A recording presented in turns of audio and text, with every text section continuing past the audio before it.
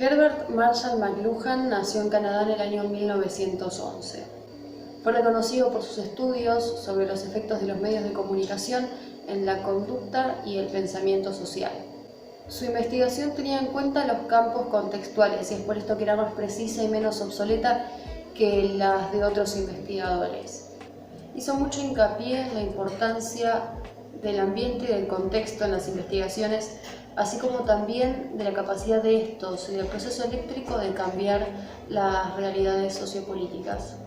La variedad de interpretaciones que surgen de los medios de comunicación, así como los conocimientos que aportan, hacen que se generen contradicciones en las teorías comunicacionales y paradojas también que son totalmente comunes en la búsqueda del conocimiento. Pero estas paradojas comenzaron a degradarse a partir del reforzamiento del pensamiento empírico racionalista que buscaba la verdad y claridad absolutas, dejando poco espacio a la dualidad en el camino a la comprensión. McLuhan usa entonces paradojas, metáforas y aforismos para explicar sus observaciones y permitir que éstas no se lean como una verdad absoluta, sino como un enunciado sujeto a interpretación. Uno de los principales puntos de su teoría es el aforismo: el medio es el mensaje, que significa que el medio, con su formato y con su dinámica, determinará la forma en la que el mensaje llegue y sea entendido por los espectadores. Él da el ejemplo de la electricidad para explicar esta teoría. Una bombilla es el medio sin mensaje, ya que no tiene contenido en sí misma, pero a su vez es información pura, porque permite crear espacios en la noche que la oscuridad no deja existir, y a su vez permite desarrollar actividades durante la noche. Entonces, lo que es realmente importante no es el uso que hacemos de la luz, sino la capacidad de esta de iluminar espacios oscuros. Esto de una forma selectiva, ya que, aunque ilumina algunos espacios, también hace que el resto se oscurezca más. En este aspecto, McLuhan coincide con Donald Low, ya que este último consideraba que uno de los limitantes de la percepción son los medios de comunicación.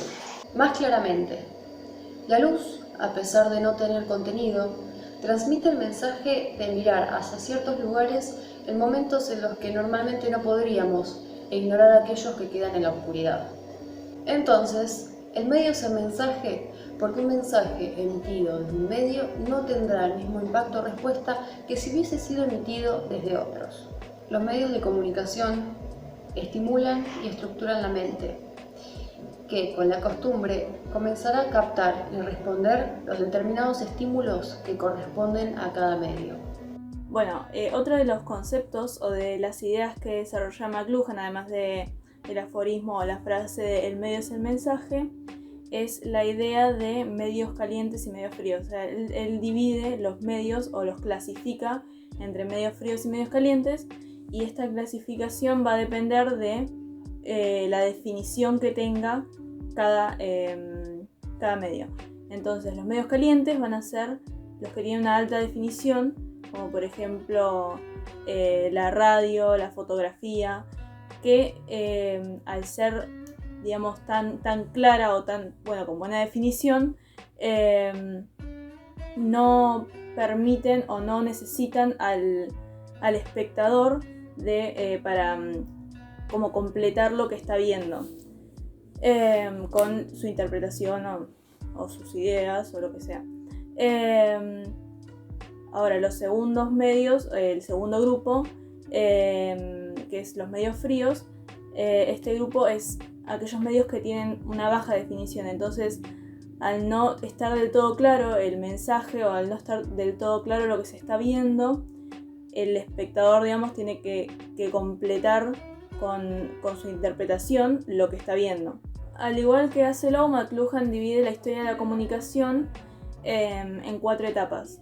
La primera etapa, que bueno, para Low va a ser la etapa oral o la cultura oral, y para McLuhan va a ser la aldea tribal, es ese momento de la historia en el que el conocimiento, en el que no existía lo escrito, no existía los libros, Entonces el conocimiento se pasaba de forma oral, de boca en boca, como se suele decir, digamos.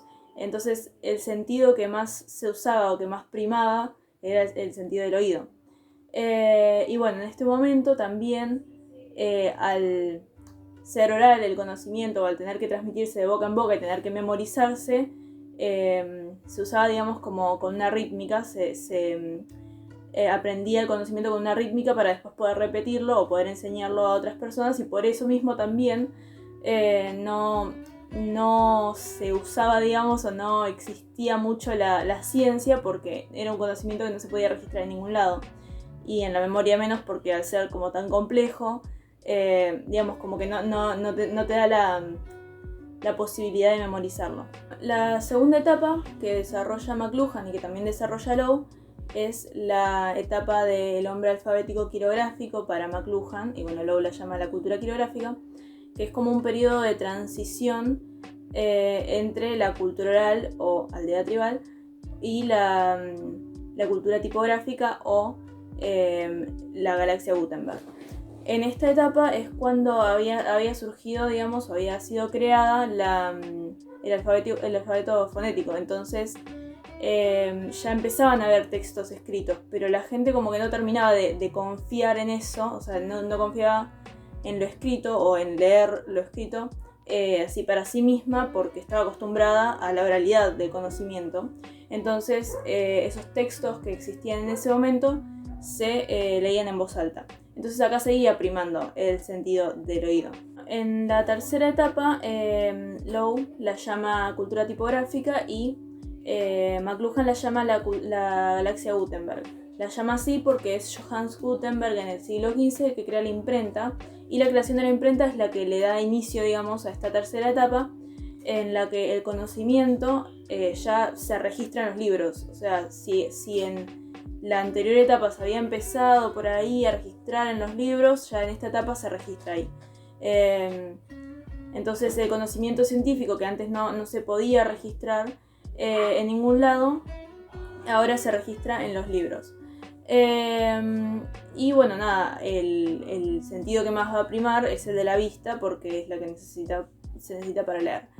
En la última etapa, que es la eléctrica o electrónica, se inicia cuando se crea el telégrafo, que es el que permite la comunicación a distancia, por lo cual, digamos que este es un elemento esencial de la cultura eléctrica, porque precisamente después lo que se va a desarrollar va a ser la aldea global, que depende de la comunicación a distancia o la comunicación con lugares lejanos en el mundo.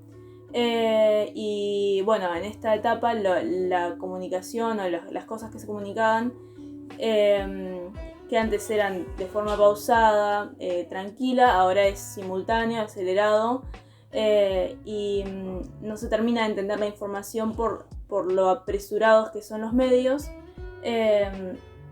Y bueno, los medios también restituyen los sentidos, o sea, los medios electrónicos restituyen los sentidos que habían sido eclipsados en otras culturas, como por ejemplo la radio restituye el sentido del oído, que había sido eclipsado a partir de la cultura tipográfica.